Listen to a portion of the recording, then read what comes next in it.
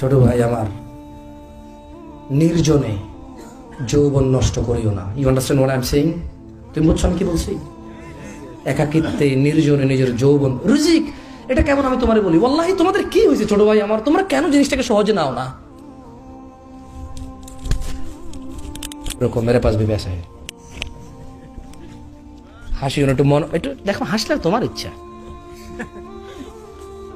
দেখো একদম ধরো তো, এটা এইভাবে ধরো। হ্যাঁ, ই তো গয়া।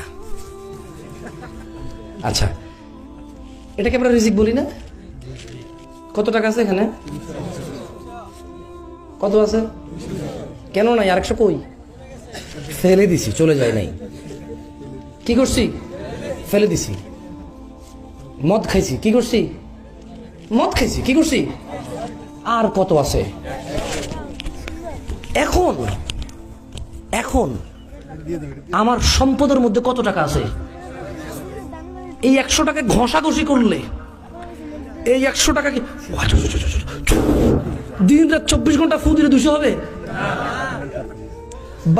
বালিশের নিচে রেখে দিলে, ফজরের পরে উঠে বকুলের নিচে রেখে দৌড়াদৌড়ি করলে, হ্যাঁ হবে? 200 হবে?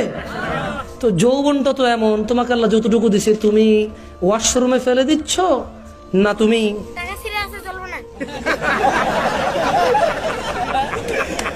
ওকে একটু ওদিকে নিয়ে যাচ্ছে। আচ্ছা, আমি শিক্ষা খাই ফেলছেন একটা কৌতুকে। খায়েন না, খায়েন না, খায়েন না, মনোযোগ দেন। দেখো ছোট ভাই আমার, আল্লাহ নবী সাল্লাল্লাহু আলাইহি সাল্লাম বলছে, লা ইয়াজনি জানি, এত কথা বলি না তো প্লিজ। লা ইয়াজনি জানি, কোন জেনাকারী হিনা ইউজনি, জেনা করে না, ওয়া হুয়া মুমিন, ঈমানদার থাকা অবস্থায় কোন জেনাকারী জেনা করে না। তার মানে যখন মানুষ জেনা করতে যায় তার সাথে তার ঈমান থাকে না। যৌবন একটা রিস্ক, অবৈধ পথে। আপনি একটা জিনিস জানেন? আচ্ছা, পৃথিবীতে এমন কোন জায়গা আছে যেখানে ছোট ভাই তুমি ঢুকে গেলে আল্লাহ তোমাকে দেখবেন, এরকম আছে?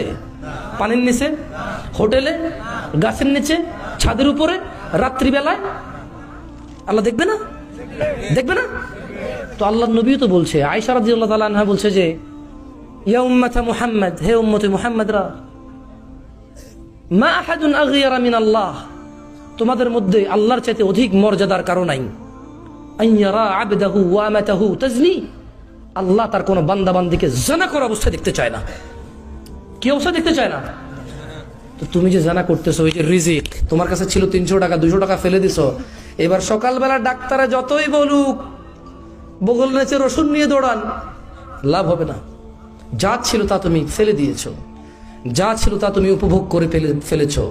তবে আল্লাহ তোমার জন্য হালাল ব্যবস্থা রেখেছিল। কি রেখেছিল? আল্লাহ তোমার জন্য প্লেট রেখেছিল, ওখানে তুমি খাবে। তুমি পায়খানার উপরে খাদ্য রেখে তারপরে খেয়েছো। আল্লাহ তোমাকে যৌবন দিয়েছে, একটা মেয়ের সাথে তোমার বিয়ের আল্লাহ তোমার তকদির দিয়েছে, সময় এসেছে ওই মেয়ের সাথে তোমার বিয়ে হয়েছে। আল্লাহ তোমার যতটুকু যৌবন লিখে রেখেছিল তুমি ওর সাথে উপভোগ করতে পারতা হালাল ভাবে, আল্লাহকে সন্তুষ্ট রেখে, অথচ তুমি হারাম ভাবে যৌবন নষ্ট করেছো।